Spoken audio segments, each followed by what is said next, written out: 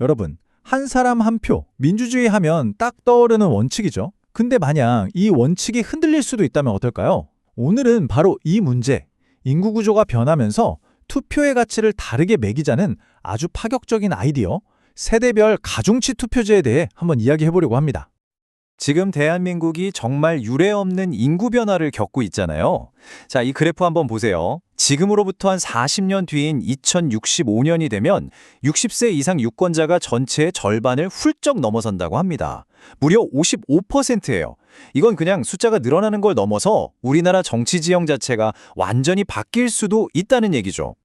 바로 이런 현상을 두고 전문가들이 실버 민주주의라는 말을 씁니다.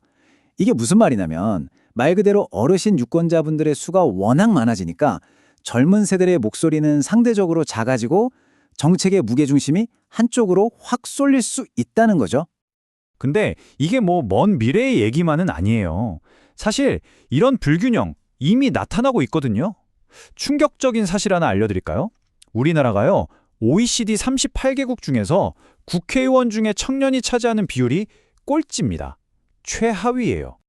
자, 그래서 오늘 이 문제를 좀 깊게 들여다보려고 합니다. 먼저 이게 왜 민주주의의 위기라고까지 불리는지 그 배경을 좀 살펴보고, 그리고 이걸 해결하겠다고 나온 가중치 투표제가 대체 뭔지, 물론 이게 정의냐 차별이냐 논쟁이 엄청나겠죠. 실현 가능성은 있는지, 또 마지막으로 이 모든 게 우리에게 어떤 질문을 던지는지 차근차근 짚어보겠습니다.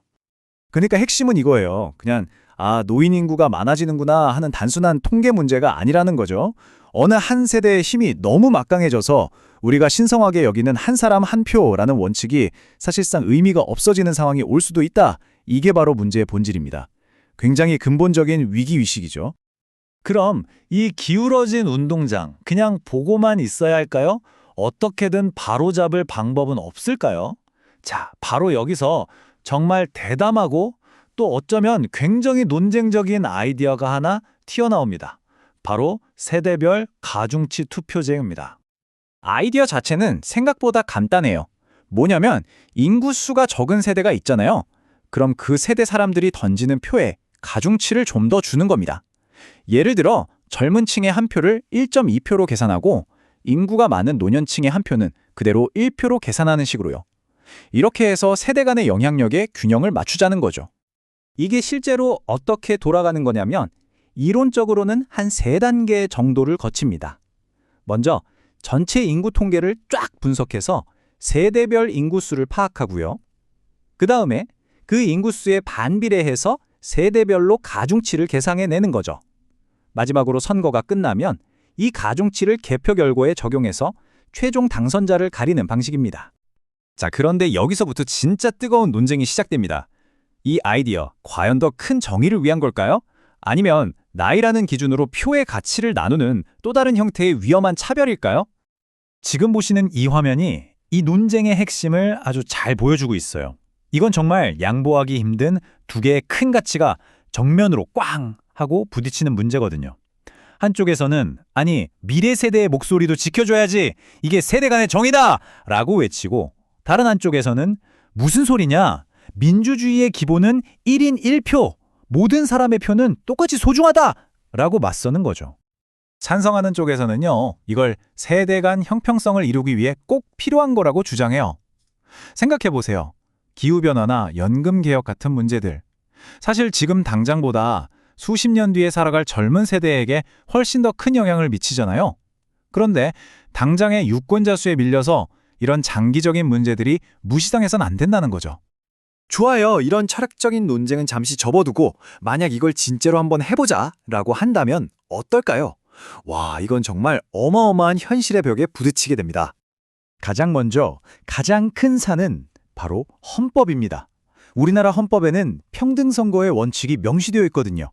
1인 1표가 아닌 다른 방식으로 표의 가치를 매긴다? 이건 도입하는 순간 바로 위헌소송에 휘말릴 가능성이 거의 100%라고 말하죠. 그 다음은 기술적인 문제예요. 이걸 하려면요, 정말 한치의 오차도 없는 완벽한 인구 데이터가 필요하고요. 또 그 복잡한 가중치를 계산하고 적용하는 시스템도 만들어야 하는데 이게 기술적으로도 굉장히 어렵고 돈도 어마어마하게 들 겁니다. 그리고 마지막으로 어쩌면 이게 제일 중요할 수도 있는데요. 바로 사회적인 갈등 문제입니다. 좋은 의도로 시작했다고 해도 왜 내 표의 가치는 낮고 저 사람 표의 가치는 높냐, 이런 식으로 논란이 번지기 시작하면 오히려 세대 간의 갈등과 분열을 훨씬 더 심각하게 만들 수도 있다는 위험이 있는 거죠. 자, 그럼 이 세대별 가중치 투표라는 게 이렇게 넘어야 할 산이 많다면 그냥 포기해야 할까요? 다른 방법은 없을까요? 다행히도 좀 더 온건하고 현실적인 대안들도 논의되고 있어요. 여기 보시는 것처럼 국회 안에 아예 미래세대위원회 같은 걸 만들어서 장기적인 안목으로 정책을 검토하게 한다거나 비례대표에 청년 할당제를 도입해서 젊은 정치인들이 더 많이 들어올 수 있게 하는 방법도 있죠. 아니면 아예 선거 연령을 더 낮추거나 심지어는 부모가 아직 투표권 없는 자녀를 대신해서 투표하는 대리 투표권 같은 아이디어까지 나오고 있습니다. 그리고 이 모든 논의는 우리에게 아주 근본적인 질문 하나를 던집니다. 한 사람 한 표. 우리가 민주주의의 절대적인 원칙이라고 믿어왔던 이 가치가 이렇게 세상이 급격하게 변화하는 상황 속에서도 과연 예외 없이 지켜져야만 하는 걸까요? 이 어려운 질문에 대해 여러분은 어떻게 생각하시나요?